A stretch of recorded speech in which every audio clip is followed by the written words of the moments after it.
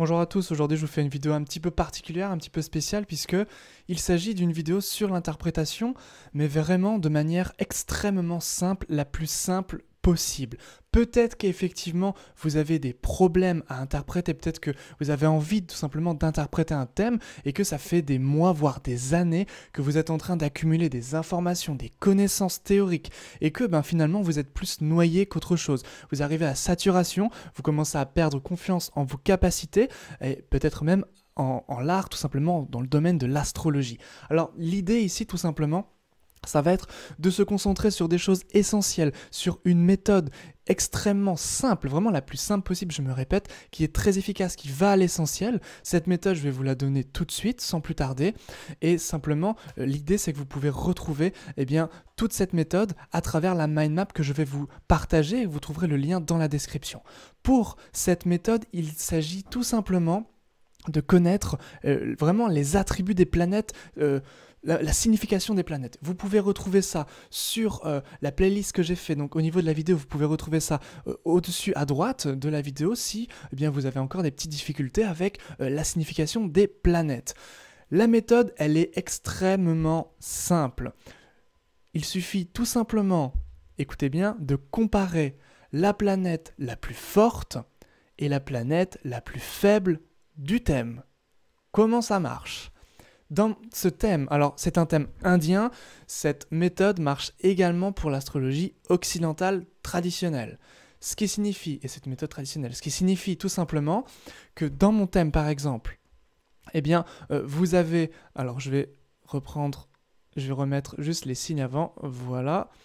Donc vous avez tout simplement le Vénus, qui est ici en Poisson. Vénus en Poisson, c'est la planète exaltée. Une planète en exaltation se voit comme le nez au milieu du visage. C'est la planète qui est extrêmement forte. Elle est ici comme un invité à qui on sert du champagne. Elle présume un peu de ses forces. Elle se la pète un peu. Donc cette planète, tout simplement, elle va chercher à se manifester complètement dans toute l'existence du natif. Ici, c'est mon thème.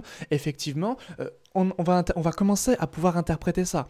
Vénus, c'est quoi? C'est la beauté. Vénus, c'est quoi? C'est l'art. Vénus, c'est quoi? C'est les femmes. Vénus, c'est quoi? C'est le côté poésie, l'art, c'est le côté artisanal, c'est le côté le bien-être, c'est le côté un petit peu luxueux, c'est le côté le confort, le bien-être, c'est tout ce qui a un rapport à la conscience du monde. On aime les animaux, on aime la nature, on aime l'environnement, on a vraiment une conscience élargie du monde, on fait pas n'importe quoi en fait, c'est vraiment cette idée-là. On recherche l'harmonie, on va éviter le conflit. Il y a un petit côté aussi où on peut être un petit peu laxiste, on peut être un petit peu nonchalant, on va vraiment cultiver ici la beauté. Donc on va par exemple faire de l'art pour faire du beau, on va par exemple être dans la contemplation, on va par exemple être dans l'écoute d'autrui. Alors même si ici c'est la lune qui va prédominer, il y a quand même cette idée avec Vénus, voilà, une recherche d'harmonie, une recherche de sensualité, c'est-à-dire un travail au niveau des 5 sens. Donc ça déjà, si vous connaissez véritablement bien les caractéristiques des planètes, vous pouvez tenir 1 heure facilement avec cette méthode. Et cette méthode consiste à comparer 2 planètes entre elles, la plus forte, c'est-à-dire la recherche de la planète en exaltation, donc il convient évidemment de connaître les planètes exaltées, mais ça vous pouvez trouver ça très facilement sur internet. Ici Vénus trouve son exaltation chez les poissons. Vénus est exaltée en poisson, donc c'est vraiment cette idée, tout simplement, que c'est une planète qui va véritablement se manifester et se voir chez le natif. Ensuite, qu'est-ce qu'il y a? Il y a la planète la plus faible du thème. Comment on la remarque? Tout simplement, c'est la planète qui soit est en chute. Dans mon thème ici, il n'y en a pas. En revanche, il y a ce qu'on appelle les planètes affligées. Et comment les planètes sont-elles affligées? À la fois par déjà si elle est en chute, on va dire qu'elle est faible. Et elle est affligée si tout simplement elle est contrainte par d'autres planètes qui ne l'aiment pas beaucoup, parce qu'il y a des amitiés, des inimitiés au sein des planètes. Alors je vais revenir de manière beaucoup plus détaillée dans d'autres vidéos et évidemment dans mes formations, parce que c'est quand même ici intéressant. Mais s'il y a une planète en chute, honnêtement, c'est celle-là qu'il faut prendre. C'est vraiment la clé. La comparaison d'une planète exaltée d'une planète en chute, c'est la clé. Vous tenez 1 heure en comparant tout simplement ces deux planètes. Parce qu'une planète en exaltation va chercher à se manifester, une planète en chute va être bloquée. Et par compensation, eh bien, elle va pouvoir donner les pires des défauts de la planète. Donc c'est vraiment très intéressant de comprendre ce mécanisme, ce système, cette méthode qui est extrêmement simple, je le répète. Il suffit tout simplement de s'entraîner et ça viendra tout seul automatiquement 1 heure. Il suffit tout simplement de comparer, de mettre en analogie et de réconcilier ces contraires parce que dans l'astrologie indienne et honnêtement dans l'astrologie occidentale également, mais dans l'indienne ici, celle que je pratique et c'est l'astrologie dans laquelle je suis le spécialiste. Donc c'est véritablement dans toute la philosophie indienne, cette recherche d'équilibrer les choses. Que ce soit dans le yoga, que ce soit dans l'ayurveda, que ce soit dans l'astrologie indienne, le Jyotish, c'est cette idée que on va chercher à travailler sur l'inverse pour équilibrer les choses. On va véritablement rechercher l'équilibre dans tout ce qu'on fait. Donc ici, par exemple, moi, ma planète la plus foireuse, c'est tout simplement Mercure.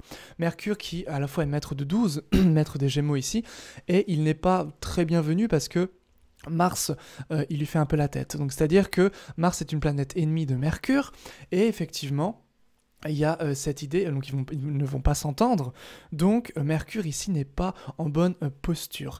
Et si on prend mon thème occidental, Mercure est évidemment en chute, puisque tout est décalé.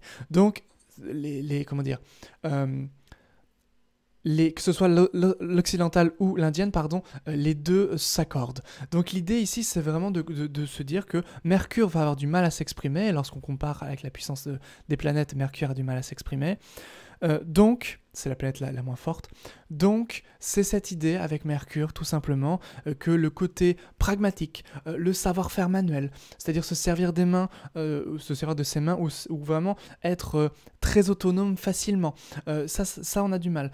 Communiquer devant une foule de personnes, ça, on a du mal. Communiquer on va dire, de manière aisée, échanger des idées de manière aisée, on a du mal. Être très ouvert d'esprit, avoir un horizon à 360 degrés, comprendre tous les points de vue, on a du mal. Donc toutes ces choses-là, le côté rationnel, le côté analytique, mais véritablement l'analyse dans le sens rationnel, dans le sens scientifique, on a beaucoup de mal. Les mathématiques font mal à la tête. Donc c'est vraiment cette idée de pouvoir, une fois qu'on a cette, on va dire, cette interprétation qui coule de source en fait. Quand on connaît véritablement les attributions de la planète en question, Vénus ça s'exprime, Mercure ça s'exprime pas parce que Vénus est exaltée, Mercure est en chute ou pas loin, ou vraiment pas bien. Et bien après, maintenant qu'on a fait ça, on va comparer les deux. Ici ça donnerait quelque chose comme, eh bien, le natif est extrêmement porté sur les émotions, sur le côté contemplatif, sur la beauté, sur l'art. Peut-être qu'il prend ses décisions avec beaucoup de sentiments, beaucoup d'émotionnel, et que parfois il prend les mauvaises décisions parce que ce sont des décisions qui ne sont pas véritablement réfléchies, et que s'il avait pris du temps pour calmer ses émotions, et il aurait peut-être pu réfléchir un peu plus, et peut-être que plutôt que de se jeter directement dans la gueule du loup avec le côté émotionnel, eh bien, il aurait tout simplement pris une meilleure décision. Et voilà, et on continue comme ça, de fil en aiguille, de manière extrêmement limpide, extrêmement simple et naturelle bien sûr. Alors si vous êtes devant un consultant, un client ou une personne avec qui vous tout simplement vous faites le thème, eh bien en même temps vous échangez avec lui, et puis cette personne bien sûr elle aura des réactions, vous rebondissez sur ses réactions, etc. etc. Et de fil en aiguille, 3/4 d'heure, 1 heure, 1h30, vous êtes en train d'interpréter de manière extrêmement simple avec juste 2 planètes, sans s'occuper des signes, sans s'occuper des maisons, sans s'occuper juste de 2 planètes, la plus forte et la plus faible.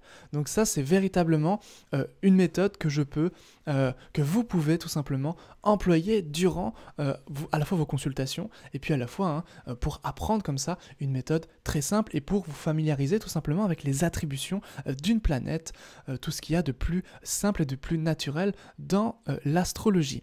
Voilà donc pour cette vidéo qui touche à sa fin.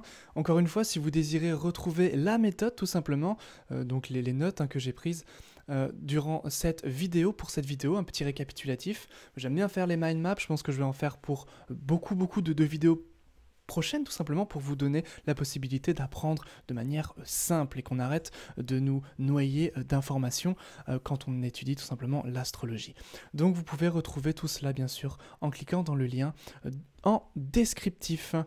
Voilà, je vous souhaite à tous une excellente étude et puis à très vite. Au revoir.